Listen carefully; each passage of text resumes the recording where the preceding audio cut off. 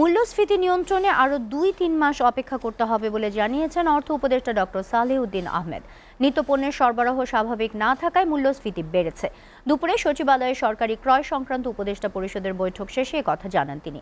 অর্থ উপদেষ্টা বলেন, অর্থনৈতিক খাত সংস্কার করাই সরকারের বড় চ্যালেঞ্জ। বাংলাদেশের মতো এত খারাপ অবস্থা শ্রীলঙ্কায়ও হয়নি বলে জানান সালেউদ্দিন আহমেদ। তামান্না তাহসিন খানের প্রতিবেদন। মন্ত্রিপরিষদ বিভাগের সম্মেলন কক্ষে অর্থনৈতিক বিষয় সংক্রান্ত উপদেষ্টা পরিষদ কমিটির সভা ও সরকারি ক্রয় সংক্রান্ত উপদেষ্টা পরিষদের সভা শেষে সাংবাদিকদের সাথে কথা বলেন অর্থ উপদেষ্টা সালেউদ্দিন আহমেদ। শ্রীলঙ্কার অর্থনীতির সঙ্গে বাংলাদেশের তুলনা প্রসঙ্গে তিনি বলেন, বাংলাদেশের মতো হলে শ্রীলঙ্কাকে আর খুঁজেই পাওয়া যেত না। শ্রীলঙ্কা আর বাংলাদেশ এক না। শ্রীলঙ্কার economic disaster was not that big. Main জিনিস বাংলাদেশের অবস্থা হলে শ্রীলঙ্কা আর খুঁজেই পেতেন না। অর্থ উপদেষ্টা বলেন, মার্চের সংশোধিত বাজেটে ভ্যাট পর্যালোচনা করা হবে। এপ্রিলে মূল্যস্ফীতি সহনীয় পর্যায়ে আসবে।